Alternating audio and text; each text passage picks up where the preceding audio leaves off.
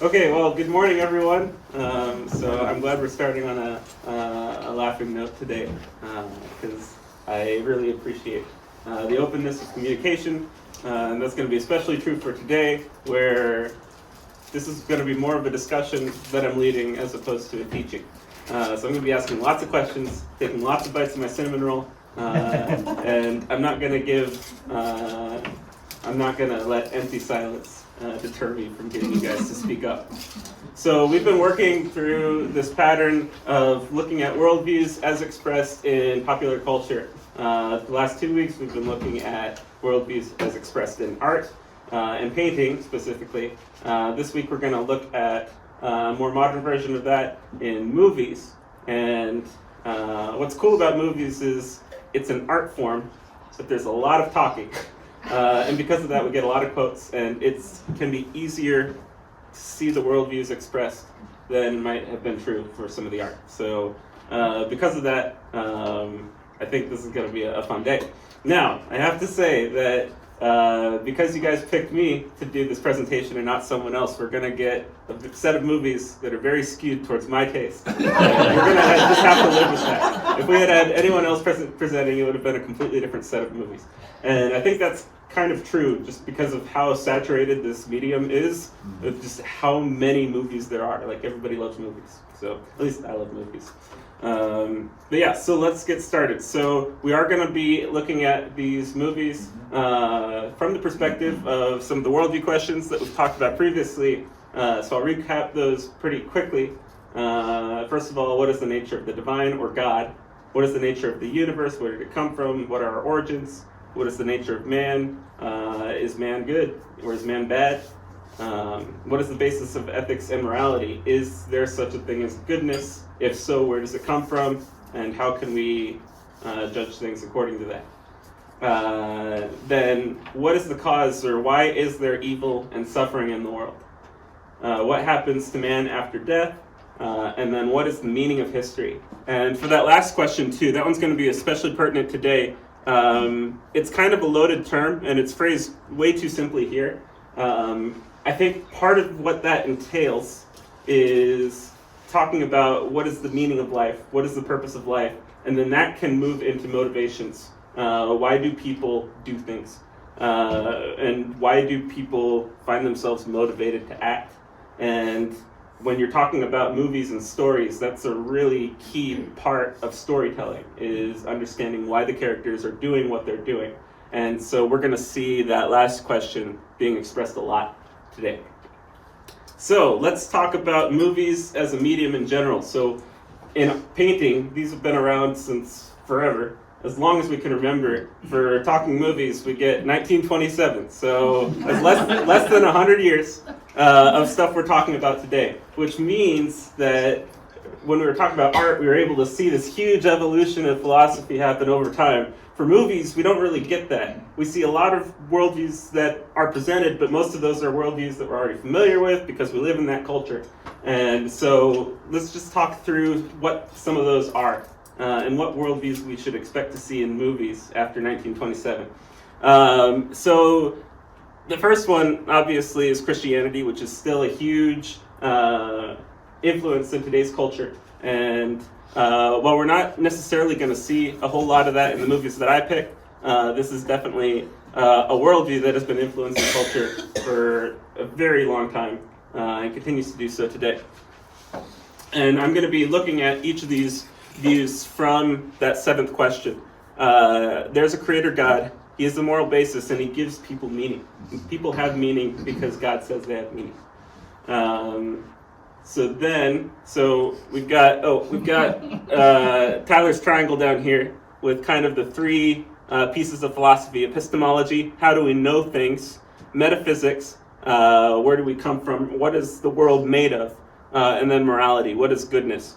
And all that comes together in the nature of God. And in theism, in Christianity, everything kind of fits together and makes sense. And what started happening around the Enlightenment era is people began to say, wait, hold on, we can keep all this philosophy even if we get rid of God, because God is kind of an antiquated concept. And so they took God out of the picture, and then that kind of leads to this concept of naturalistic humanism, where we've got all these philosophical pieces, and we don't need God to make sense of the world. And so you kind of see this take hold, and this kind of goes along with a sense of pride in humanity, that men can achieve what they set their minds to, and meaning comes in making progress and having man go further and pursuing world peace and all that type of stuff. And what ends up happening, starting in philosophy, especially with the Hegelian dialectic, which Scott talked about briefly last week, you kind of get to a point where that starts to not kind of fit. Because let's just look at all three of these wings. What do they look like without God? And from a scientific perspective, metaphysics says that humans evolved from monkeys, and there's no meaning. There's no meaning to life from the origins perspective, so this wing kind of goes away. From an epistemology, how do we know things? You get to a point where we realize that all we can understand about the world is stuff that we perceive through our senses, and that's different for everyone. I'm colorblind. I bring this up a lot, but my perception of color is way different from everyone else's, and I think that really demonstrates this point that without God, we don't really have a basis for truth, and so epistemology kind of falls away. From a morality perspective, without God, without a moral basis, morality falls away, right? And so these things started culminating in the late 1800s, early 1900s, in the culture where we're starting to have economic problems with the Great Depression. You've got World War I, World War II, the Communist Revolution, right? All these things are happening. JFK gets assassinated, and essentially people are saying we can make progress, and it's just not working.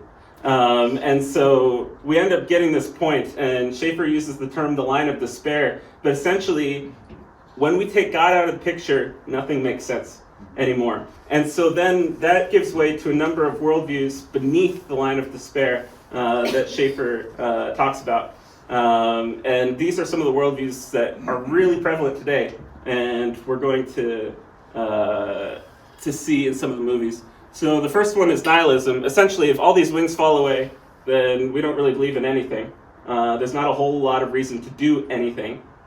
There's no meaning in the world, and it's very difficult to be a nihilist in the world. And I think a lot of times that can lead to suicide as well. Then the next one is existentialism, that says, hold on, we can make sense of these things even if it's not necessarily as consistent as we want.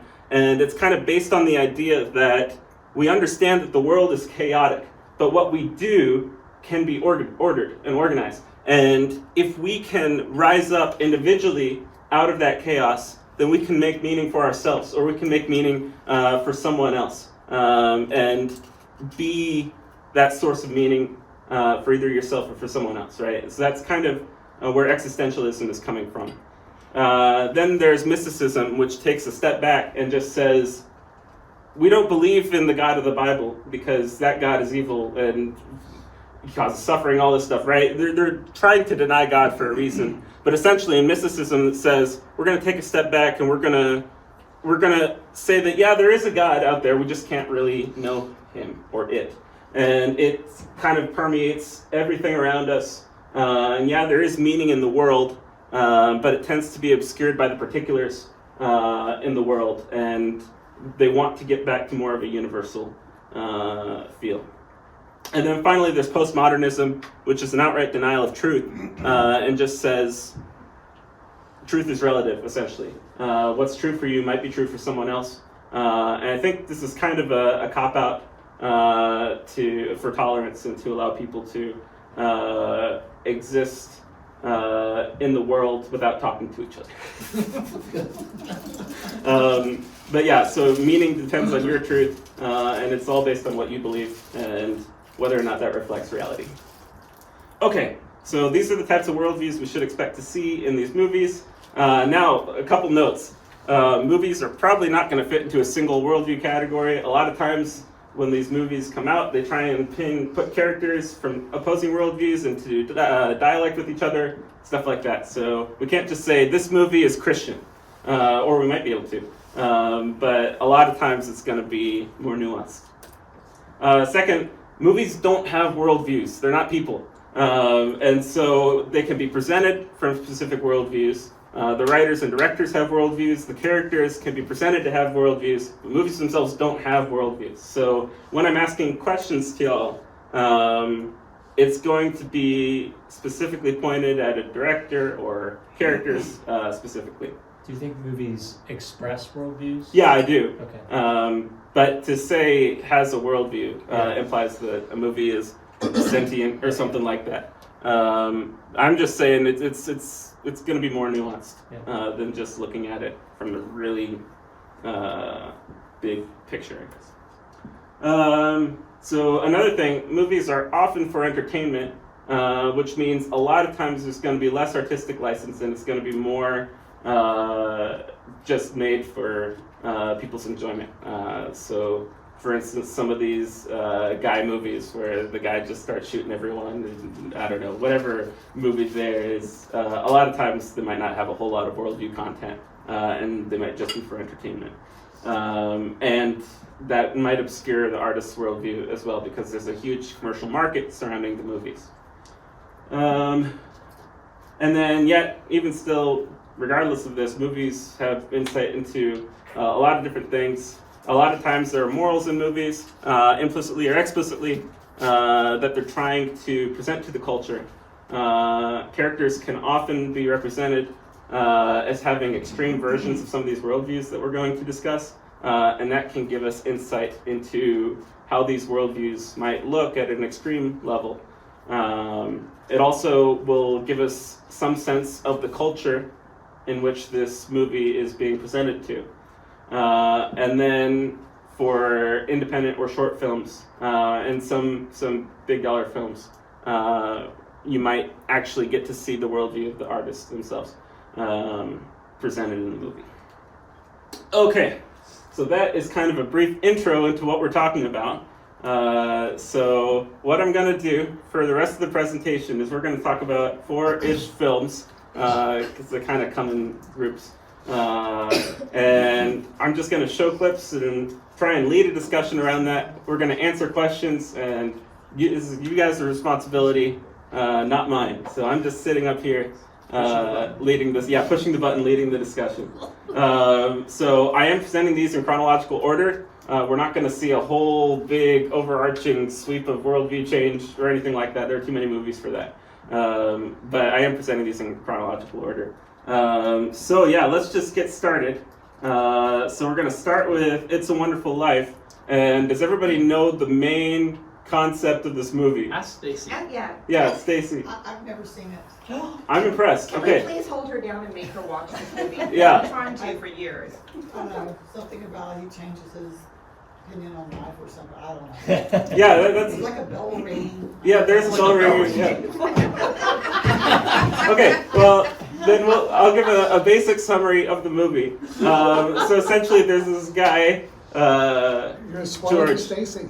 Well, I forgot to mention, every movie I'm talking about today is over a decade old, intentionally, so that anything I say, if it spoils it, I'm sorry, but you should have seen this movie 10 years ago.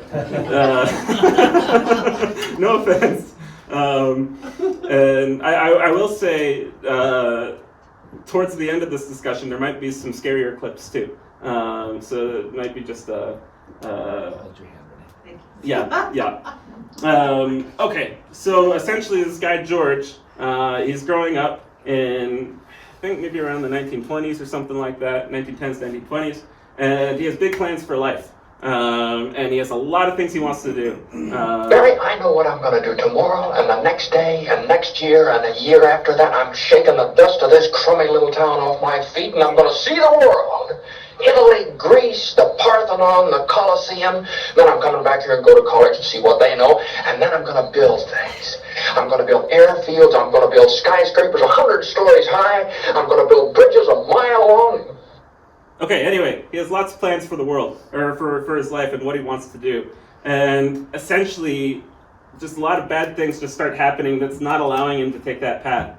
For instance, he's just about to leave the town, and all of a sudden the Great Depression hits, and he is helping to run a bank, and essentially he has to stay in town and take care of that, right?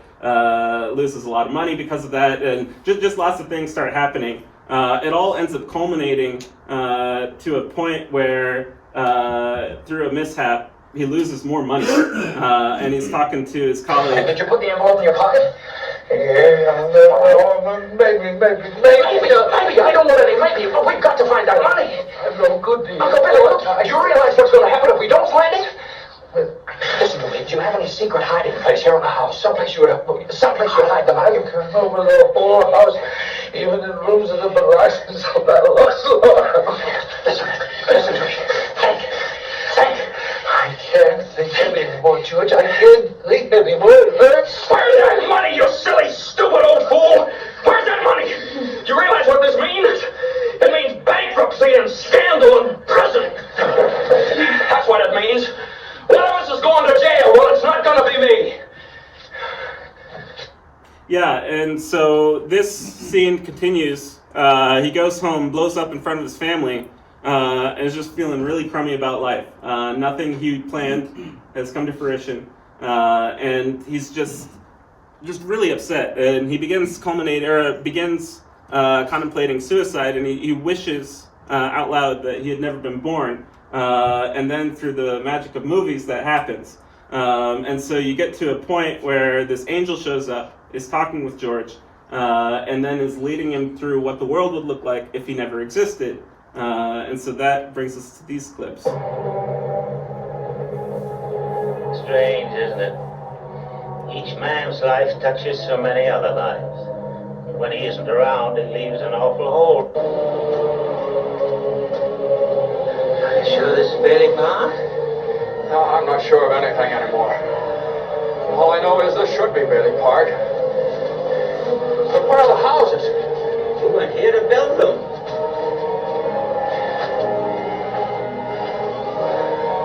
Your brother, Harry Bailey, broke through the ice and was drowned at the age of 9. That's a lie. Harry Bailey went to war. He got the Congressional Medal of Honor. He saved the lives of every man on that transport. Every man on that transport died. Harry wasn't there to save them because you weren't there to save Harry.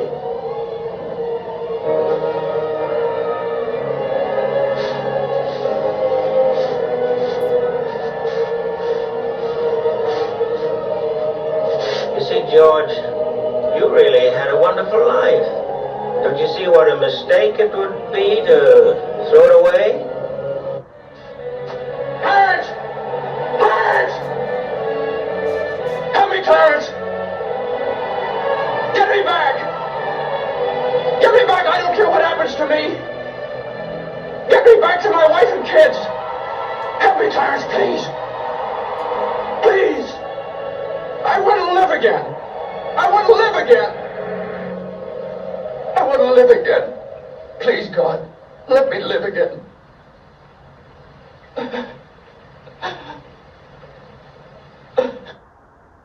Okay, so that's kind of the gist of the movie. Thank you, Alex. Yeah, you're I welcome. have to watch it. Yeah, you're right. I still highly recommend it. It's a good movie. And I left out all the details. So let's talk about this movie a little bit and see if we can break apart some of the worldview in this movie. And, Sorry, I thought I heard She something. sneezed. Oh, okay, got it. So the first question I want to ask is what messages are present? And I think going along with this is a question of who is the target audience for this movie, and how is the film received in that culture? So I can answer those questions, but does anyone know the trivia behind the release of this film, essentially? Cool. Then I'll answer the question. So essentially, the target audience for this film, I believe, is for people who did struggle in the Great Depression, struggled with loss in the war. And this film was released in 1946, and when it was released, it was a flop. Essentially, I think Capra, who directed this film and wrote it, I think he released it later I feel this film was just a little late for the people he was trying to reach with it. Because in 1946, the war's over, and things are back in the up and up again. And to be honest, like, this film was an incredible flop. And then, for a bit more trivia, essentially the film got put into the public domain because it was a flop, and then everyone started showing it on TV because it was free.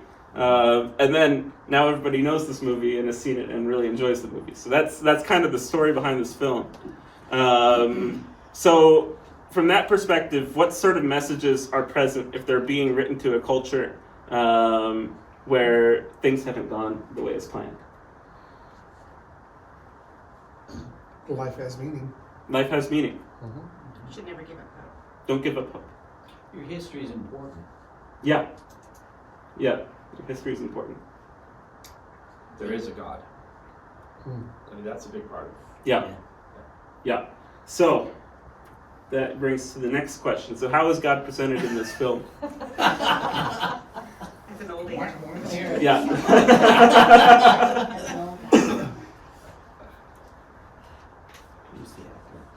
Yeah, I don't know who the actor is. And I don't think he played God. He played... Oh, there is a voice. There is a voice. There is a voice. Yeah, there's a voice. Yeah. And I think it's Bailey's voice. It's what's his bucket? The actor. Oh, Jimmy Stewart? I think Stewart played his own voice. Oh, I didn't know that. I Okay. think that was one of the first. That may be just trivia that I've forgotten, but I believe that was the case. Yeah, so is it fair to say that the God that's presented is the God of Scripture? And kind of like pictured as a galaxy talking, so it wasn't horrendous. Yeah. Yeah, Tyler, you sound not as convinced. Yeah, I mean, like, kind of. But, It's a caricature. yeah. Yeah. But Okay. also think about when it was made, and how would you present God to somebody? Right. And we kind of talked about that a bit last week in some of the art. Yeah. How do you represent God, right? Okay. Yeah, so pertinent question. How is life presented? Hard. Very hard. That's good. But hard and not hard. I think it Yeah. has both parts in there. Yeah. I mean, there's places where it's just normal and things are great, and it's the ebb and flow of life. Yeah, I was gonna say they do get married. They do have kids. There is some success. His brother, is presented. His life is going okay for his brother, etc. So life is not just hard, but You can't control it. that's right. Yeah, it's unexpected. It's good. So I think it says that life is complex. That's what I was thinking too. Yeah. You can't reduce it down past a certain point. You can't trivialize it. Yeah, I think that's really good. Yeah, I think that's a really good point of the movie. So then, for the meaning question, where does a person's worth come from?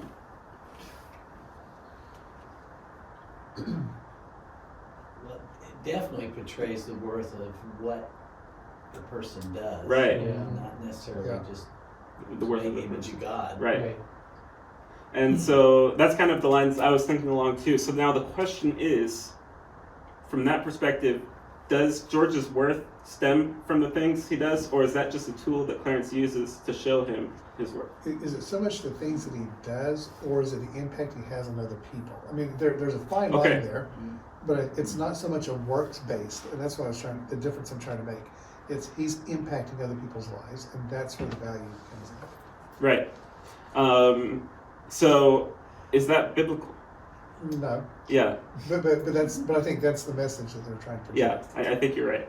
If he didn't exist, he wouldn't have that impact. Okay. So I'm gonna sit there and say it is biblical because again we were saved to do the works that's created beforehand for us to do. But is that where you find your worth? No, but that's I but think that was the question. there's value though. There's difference between value and worth though, right? We've kind of broached both sides of that line. What's the difference between value and worth? you're the one who brought up the. I think sort of from this perspective, I would sit there and say value is intrinsic in that he's made in the image of God, right? He's beloved by God. Jesus died on the cross for him. Those kinds of things impute a certain amount of value, right? And so we could look at somebody who's born severely handicapped or a baby in the womb and still sit there and ascribe value to that person, even though they have no ability, to produce something of worth, the other side maybe of the line. However, to sit there and to discount the fact that he has an impact on people's lives, and sit there and say, well, that's not really the Christian message, I think discounts Ephesians 2:10. Because we were made to do something. We were saved to do something. Works that he has prepared beforehand for us to do. I can't get past the simple reading of that.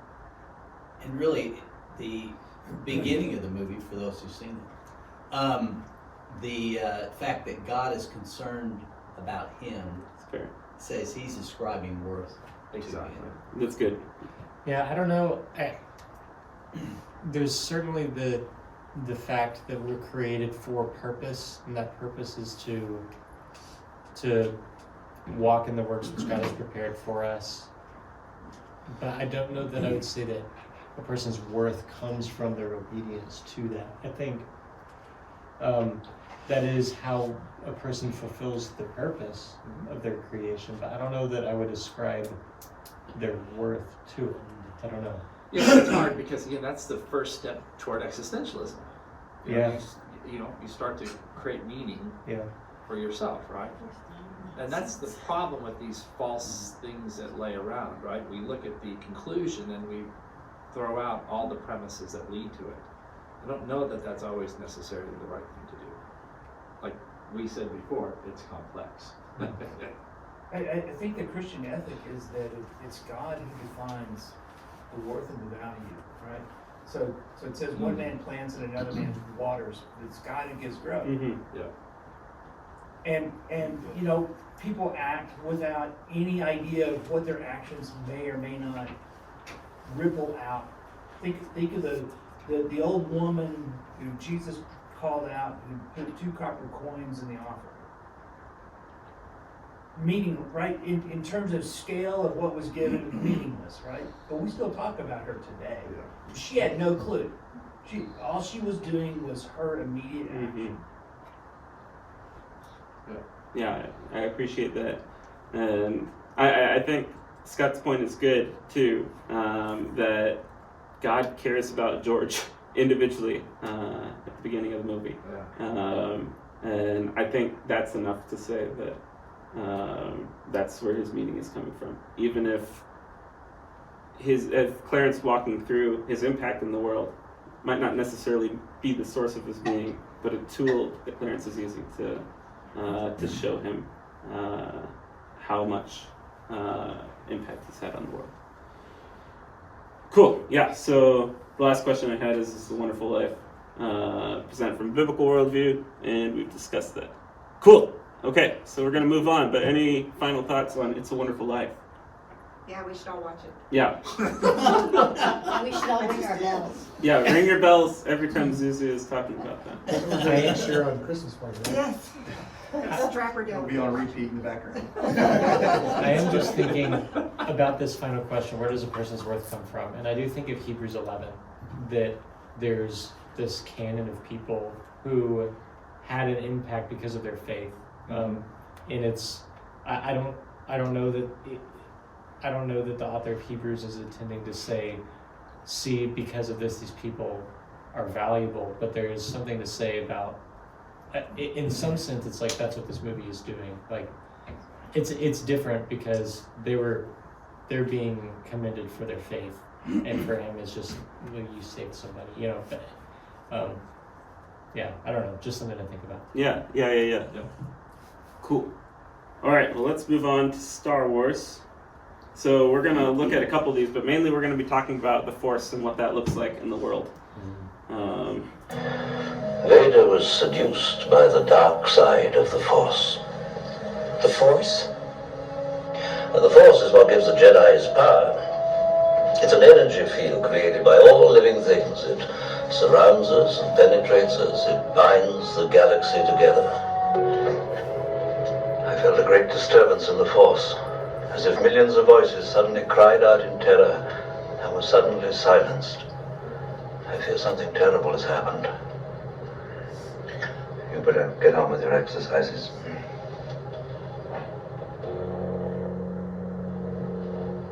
Remember, a Jedi can feel the Force flowing through him.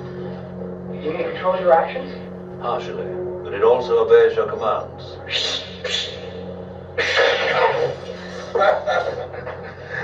Wookiee religions and ancient weapons are no match for a good blaster at your side, kid. You don't believe in the Force, do you? Kid, I've flown from one side of this galaxy to the other. I've seen a lot of strange stuff, but I've never seen anything to make me believe there's one all-powerful force controlling everything. There's no mystical energy field controls my destiny. It's all a lot of simple tricks and nonsense. I suggest you try it again, Luke. This time, let go your conscious self and act on instinct. With the blast shield down, I can't even see. How am I supposed to fight? Your eyes can deceive you. Don't trust them.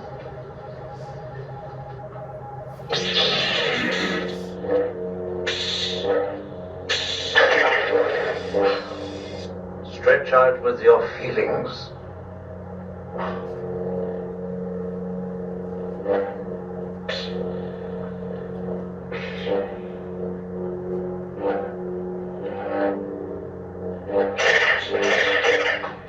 You see? You can do it. I call it luck. In my experience, there's no such thing as luck. Okay, there's a lot of that, a lot in that clip.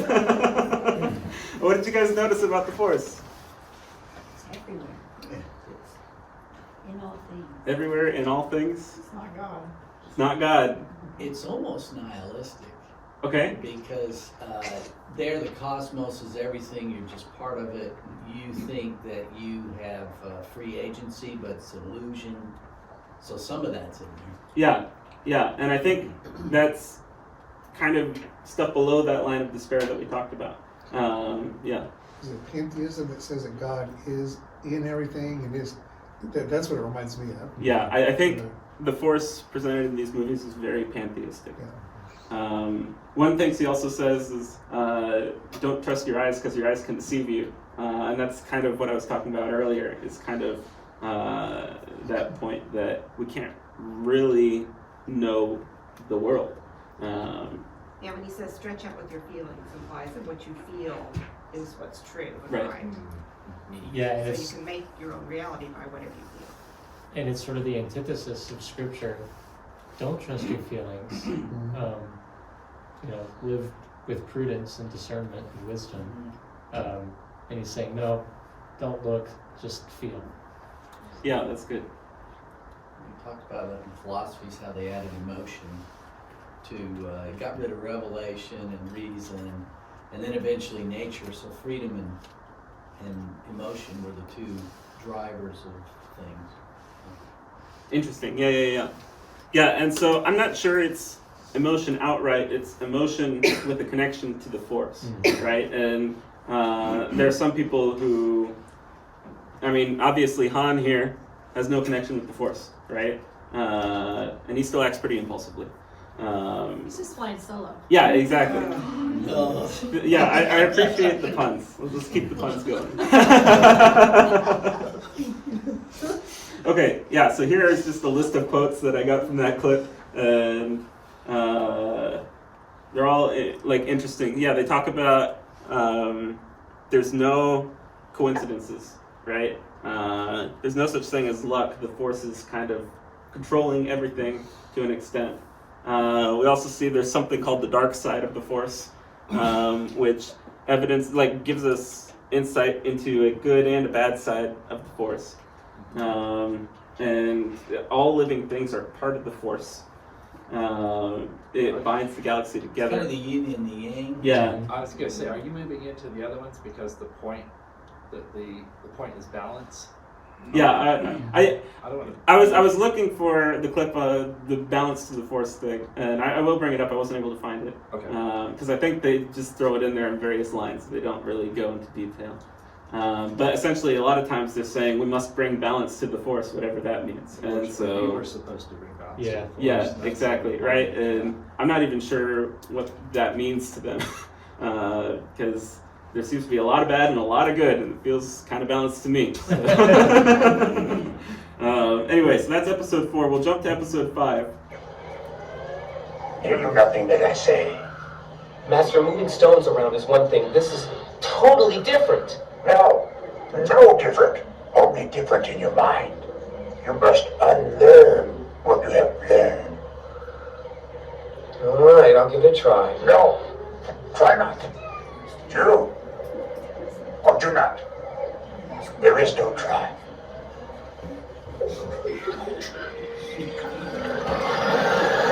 I sped this up like 400% because it took too long.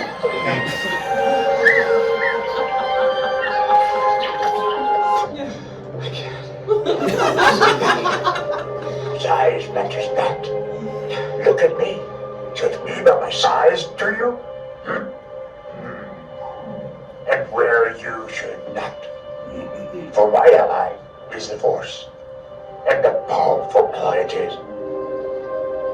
Life creates it. Makes it grow. Its energy surrounds us and binds us. Luminous beings don't not this crude matter. You must feel the force around you. Here, between you, me, the tree, the rock, everywhere. Yes, even between the land and the ship.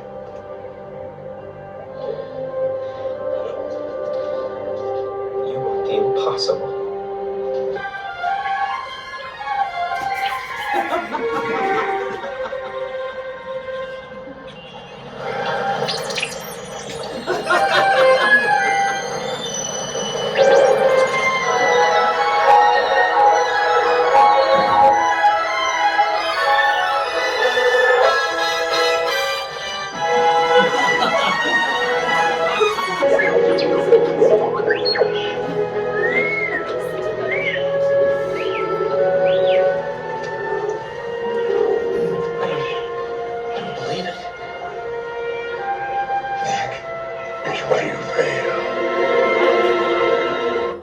Okay, so Luke says, I don't believe it, and Yoda says, that is why you failed. And it's kind of interesting. I feel like if you're looking at this from a naive perspective, there are things that they say that you could interpret from some Christian worldview. Like, you failed because you didn't have faith. And that kind of sounds like Peter trying to walk on water, right? And so there's a lot of things in here that I think people could be misled by. And so I just want to look at it from a critical perspective. So yeah, we've talked about it. There's a lot of Eastern influence in the concept of the Force. And Yoda is kind of famous for all these mantras and stuff. And he rearranges words to sound, I don't know, a bit more sophisticated or a bit more mystical. But yeah, we see very similar things in this clip that we saw the last time. You must unlearn what you've learned. And the Force is energy that surrounds us and binds us. And I like this, luminous beings are we, not this crude matter. Again, that could be something a Christian would say. I'm thinking about Salvador Dali. Okay, what? That's exactly what he painted. And he believed that energy is what exists and everything is illusion. It's not matter.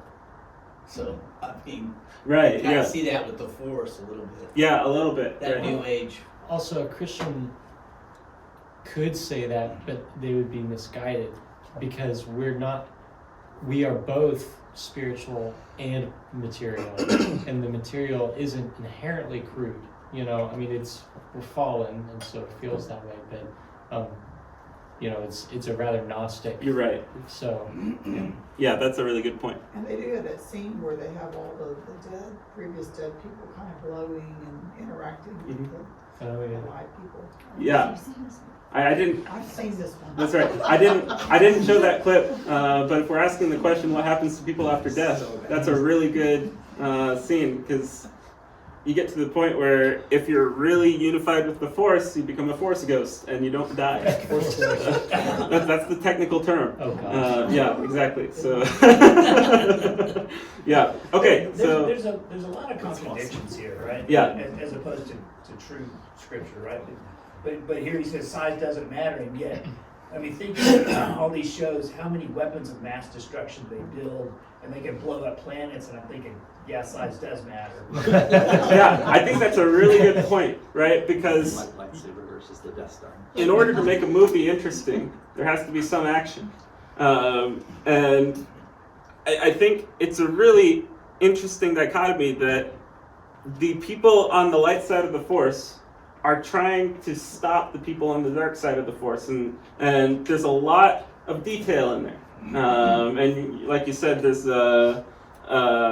weapons of mass destruction that are doing all this stuff, and to an extent, I feel like a real Jedi or a real person trying to be unified with the Force would not really care about that, because their intent is higher than the stuff going on in the world. And you I have also the David don't- and Goliath scene too, where you go down that little thing and that thing blows up the whole. Right. Yeah, well, that's the thing. If you really believe that size doesn't matter and you have the Force to move a whole ship, would you fly around the Death Star and, thread the needle, or would you just Force move the Death Star? Or like Force move the ray that was firing at the planet? You just, Right, I agree with you, and so we're about to see some of those contradictions come into play, because that's kind of Star Wars Episode 4, 5, and kind of 6. But when you get to the newer Star Wars, starting with like Episode 1 or something like that, the Force kind of takes on a little bit of a different view. And so here's Episode 1. Qui-Gon, sir, I don't want to be a problem. You won't be, Annie. I'm not allowed to train you. So I want you to watch me and be mindful. Always remember, your focus determines your reality. Stay close to me, and you'll be safe. Master, sir, I heard Yoda talking about midi-chlorians. I've been wondering, what are midi-chlorians? Midi-chlorians are a microscopic life form that resides within all living cells. They live inside me. Inside your cells, yes. And we are symbionts with them. Symbionts? Life forms living together for mutual advantage. Without the midi-chlorians, life cannot exist, and we would have no knowledge of the Force. They continually speak to us, telling us the will of the Force. When you learn to quiet your mind, you'll hear them speaking to you. I don't understand. The time and training, Annie, you will. Fear is the path to the dark side. Fear leads to anger. Anger leads to hate. Hate leads to suffering.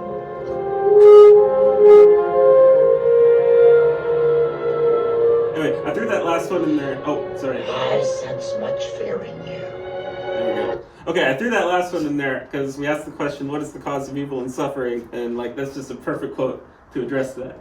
But anyway, for the clip before that, they're talking about these things called midi-chlorians, which are now a scientific cause for how we understand the Force, right? And so I think they're really trying to move towards a more naturalistic view of the Force, to where the magic is more like the magic in Harry Potter, which is not, I mean, it's different from what we'd understand, but it's still stuff they can use, and there's mechanics, and it feels more scientific, naturalistic than this mystical Force.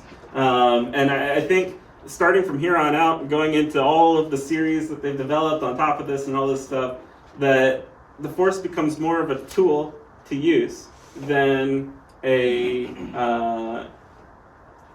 being to experience, I guess. I could say it like that. So the Force is a parasite.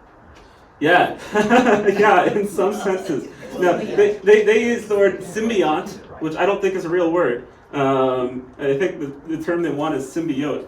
But anyway, so that's the term they use. But yeah, you're right. To an extent, it's some weird parasite.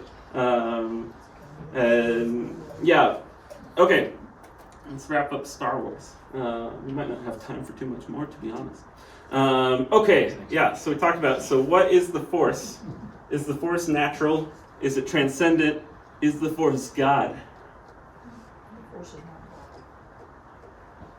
But then you have, and you talk about this shift between the original trilogy and the second trilogy, where all of a sudden he's talking about the will of the Force. Yeah. And I don't think that concept was really present in the first trilogy. So it's taking on a more godlike. Yeah, I don't know. Yeah. So I thought in the first set, the first three, the Force was more of a power you could draw to give you power. And then it does change. Yeah. Interesting. Cool. Okay. So yeah, that kind of brings us next question. So does the Force act? How does the Force act? Is the Force immanent? Is it personal? Is it sovereign? And how does sentient life relate to the Force? I use the term sentient life because there are more than just people in the Star Wars universe. Yeah. Trying to be as technical here. Very politically correct. Right, you are. Well, it's definitely something we can control. Okay. So therefore not sovereign.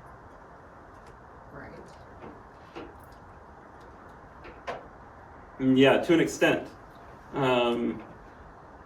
But the Force also has some sense of control too on actions. By definition, it's eminent. Right. And if it's all around right. you, right? Is it personal? No, not too much. So how can it be sovereign, therefore? That's interesting. Well, and I don't think it can be sovereign because I think the whole point of people like Vader and others on the dark side is they bind the Force to their will, as opposed to the more give and take relationship that you see with the Jedi, right? So the Kumbaya relationship. Yeah. Interesting. Yeah. Okay. Let's talk about goodness. Is the Force good? We kind of did touch on this a little bit. Yeah, Force is neither good nor evil. Now, is there such a thing as good in this world? Yes. That's weird, right? There's something weird there, right? Okay. And then what is the cause of evil and suffering? I threw this one in there because of Yoda's. Yoda. Yeah, talk. Yoda's the cause of evil and suffering. Oh, okay. Because he screwed up. If he had actually been a good leader, he wouldn't have screwed up like that.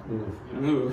That's what I'm saying. All right. He's pretty obviously pinning on that character. Yeah, and to an extent, fear, anger, and hatred. And he knows it. That's why he's hanging on by and self-exile. That's great. Okay, yeah. So, as a general view of the Star Wars universe, we talked about it, and there's a lot of Eastern influence in this thing. That's a long one. So I heard, I don't know if it's true, but I heard in its original form, George Lucas was going to have the rebels to be the bad guys. Oh, really? And the Empire was going to be the good guys. Interesting. And I guess as he started to develop some of the characters, he switched it. That's really interesting. Yeah, okay, so kind of on that note, so I'm going to skip the next two movies because we're down to like 5 minutes. What? Right? Just do it next week. Yeah, I can do it next week, but I want to do my summary. It's kind of cool. Okay. Summarize. Yeah, so I'm going to jump to that slide. Cool. Yeah, so let's just look at morality from Tyler's graph here. What does morality look like in a relativistic culture? And we've talked about it, and you get to a point where there's not a basis for ethics and morality. If you deny God, there's no way you can define some ultimate goodness. Yet we kind of have an issue in that there are so many of these movies where there's definitely good parties and definitely bad parties. And you've got good fighting evil. Everybody recognizes it. Everybody cheers for good. And these movies are incredibly successful. And everybody's looking for this type of movie.